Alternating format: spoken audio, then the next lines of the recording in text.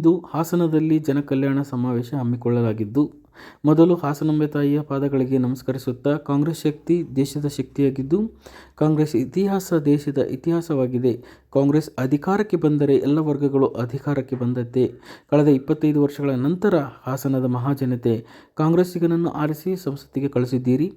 ಈ ಭಾಗದ ಧ್ವನಿಯಾಗಲು, ನೊಂದ ತಾಯಂದಿರಿಗೆ ರಕ್ಷಣೆ ನೀಡಲು ಶ್ರೇಯಸ್ ಪಟೇಲ್ ಅವರನ್ನು ಆಯ್ಕೆ ಮಾಡಿರುವುದಕ್ಕೆ ನಿಮಗೆ ನಮನಗಳು ಎಂದು ತಿಳಿಸಿದ ಡಿ.ಕೆ. ಶಿವಕುಮಾರ್, ಇದು ಜನರ ಕಲ್ಯಾಣ ಹಾಗೂ ಗ್ಯಾರಂಟಿ ಗೆಲುವಿನ ಸಮಾವೇಶವಾಗಿದ್ದು, ನಿಮ್ಮ ಕುತಂತ್ರಗಳು ಯಶಸ್ವಿಯಾಗುವುದಿಲ್ಲ ಎಂದು ಬಿಜೆಪಿ ಪಕ್ಷದ ನಾಯಕರಿಗೆ ಇದೇ ಸಂದರ್ಭದಲ್ಲಿ ಹೇಳಲು ಬಯಸುತ್ತೇನೆ.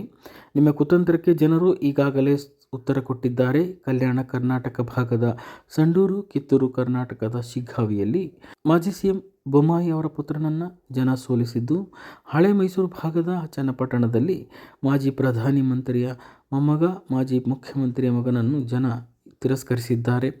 ನಿಮ್ಮನ್ನು ಜನ ಮತ್ತೆ ಒಪ್ಪಲು ಸಾಧ್ಯವಿಲ್ಲ. ಕುಮಾರಸ್ವಾಮಿ, ದೇವೇಗೌಡರು ಉಪಚುನಾವಣೆಯ ಸಂದರ್ಭದಲ್ಲಿ ಈ ಸರ್ಕಾರವನ್ನು 6 ತಿಂಗಳಲ್ಲಿ ಕಿತ್ತೊಗೆಯುತ್ತೇವೆ ಎಂದು ಹೇಳಿದ್ದರು. ದೇವೇಗೌಡರೇ, ಕಿತ್ತು ಹಾಕಲು ನಮ್ಮ ಸರ್ಕಾರ ಹಾಸನದಲ್ಲಿ ಬೆಳೆಯುವ ಆಲೂಗಡ್ಡೆ ಗಿಡವಲ್ಲ ಅಥವಾ ಕಡಲೆಕಾಯಿ ಗಿಡವಂತೂ ಅಲ್ಲವೇ ಅಲ್ಲ.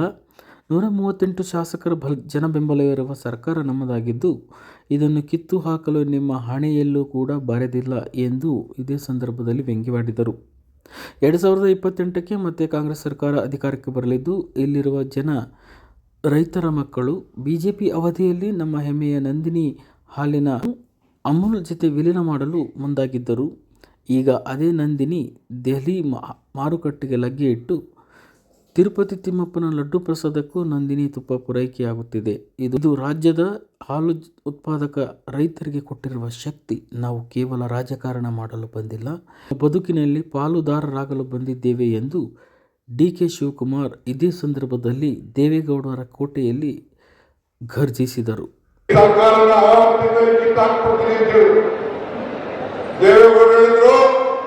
ನಾವು ಬಿಜೆಪಿ ಸರ್ಕಾರ ದೇವೇಗೌಡರೇ, ಹಾಸನದಲ್ಲಿ ಬೆಳೆಯುತ್ತ ಆಲೂಗಡ್ಡೆ ಗಿಡ ಅಲ್ಲ, ಇಲ್ಲಾಂದ್ರೆ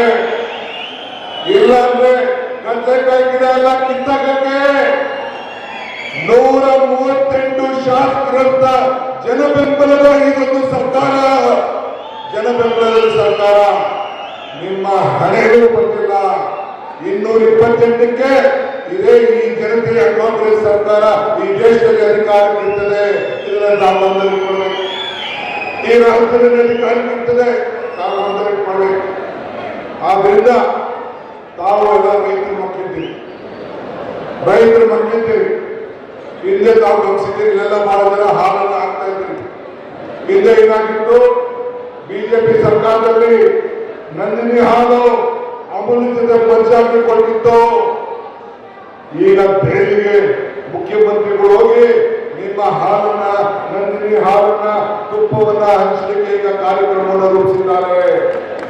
ತಿರುಪತಿ ತಿಮ್ಮಪ್ಪನಿಗೆ, ಲಾಡು ಲಡ್ಡಿಗೆ ನಂದಿನಿ ಹಾಲು ಹೋಗ್ತಾ ಇದೆ. ಇದು ರಾಜ್ಯದ ರೈತರಿಗೆ ಕೊಟ್ಟಂತ ದೊಡ್ಡ ಶಕ್ತಿ, ರಾಜ್ಯದ ರೈತರಿಗೆ ಕೊಟ್ಟಂತ ದೊಡ್ಡ ಶಕ್ತಿ.